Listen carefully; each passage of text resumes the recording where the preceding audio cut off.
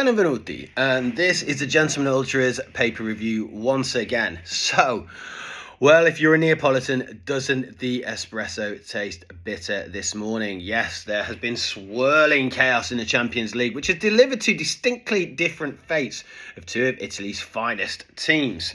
However, the papers will be having, of course, a field day about this because even with good results, there comes criticism. So let's get straight into this. And the Corriere dello Sport, yes, the headline, Napoli, l'emergenza si paga. Basically, Napoli, the emergency is paid for. So, obviously, their awful display against Benfica, obviously heavy absences will weigh on Antonio Conte's side.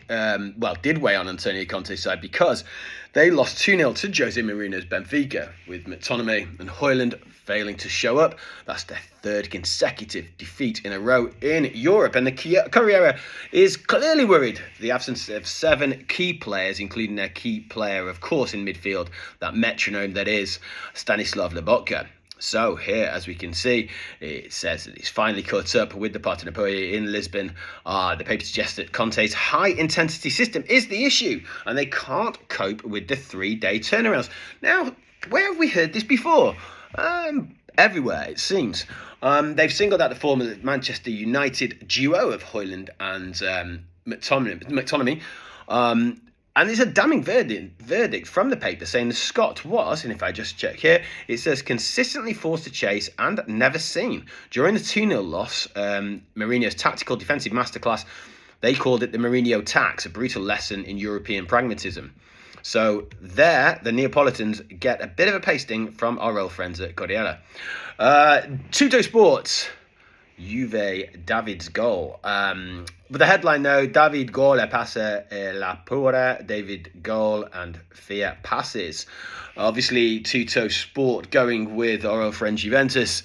The subheading basically was that Juventus beat Paphos to advance into the Champions League. Advance in the Champions League, should we say. Jonathan David scores after a shaky start. The Champions League revenue gives a huge financial sigh of relief to the Bianconeri.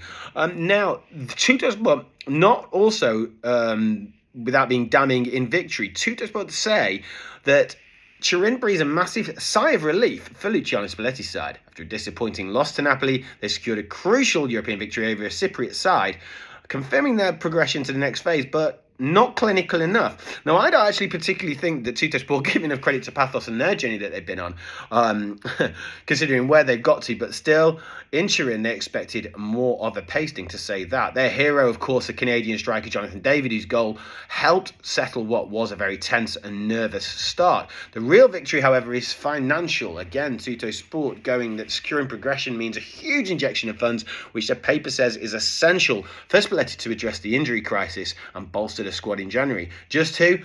We don't know yet, but I guess someone who will predict is, the people at Tutto Sport, of course. So more on that soon as we get into the fun season of transfers. Can't wait for that.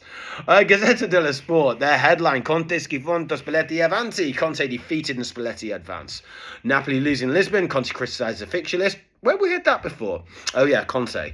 And Juventus scraped through, and it says here as well that performance was unconvincing. Looking at Milan as well, they basically also just have a quick sub-mention that Modric and Rabiot will drive Milan to the top, talking about the contract extension to Modric that is pretty much done. La Gazzetta gives a broader view, contrasting the two results as well. They focus on Conte's complaints. Of course, Jose Mourinho getting in a little dig, saying they're not complaints, they're excuses. Quite like that one from Jose. And he bemoaned the relentless schedule that, funnily enough, is the same as everyone else's. A lack of rotation and time compared to what happened with the Benfica team, who, funnily enough, also have a lot of games.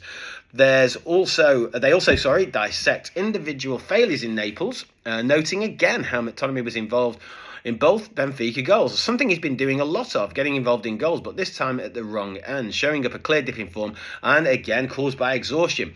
Quite funny, typical Italian papers in a sense. 1 minute he's flying absolutely high, and he's, going from brave heart to heart attack, it seems.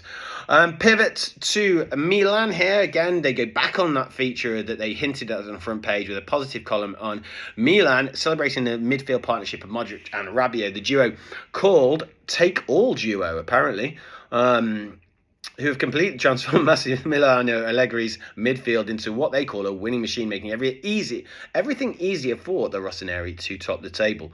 So, in other drama, quickly before we go, Inter's injury worries. Following that obviously heartbreaking, controversial, and it was controversial, even from my perspective, penalty defeat to Liverpool on Tuesday. A result that still has Kiwi furious, as most of the Inter fan base. The focus is now on injuries. Acerbi and Hakan Çalhanoğlu are both undergoing scans today, with fears they could miss the Supercoppa Italiana. Tuttosport actually called that a serious risk. I think that obviously Inter potentially could cope without Acerbi, but Hakan maybe not as much. Also, we are going to hear about this until it happens, because I've been hearing about it for about a year. A growing rumour that's across all three papers is that a fierce January market duel for Joshua Zirkzee, the young Dutch striker that both Milan and Roma reportedly are chasing him as they search for offensive help, setting up a tantalising contest for his signature. The tantalising part of that is when it gets done, so we can start reporting about it. He will obviously be going to one of those clubs. The favourite, it seems, though, is Roma. Torino's turmoil, the Granata continue to struggle, and Tuttosport confirms a managerial change in the pipeline, with Davide Vejanti reportedly out and a return for Gianluca Perchatski as sporting director potentially on the card. So that is it from me. It's ciao for now. We will speak soon.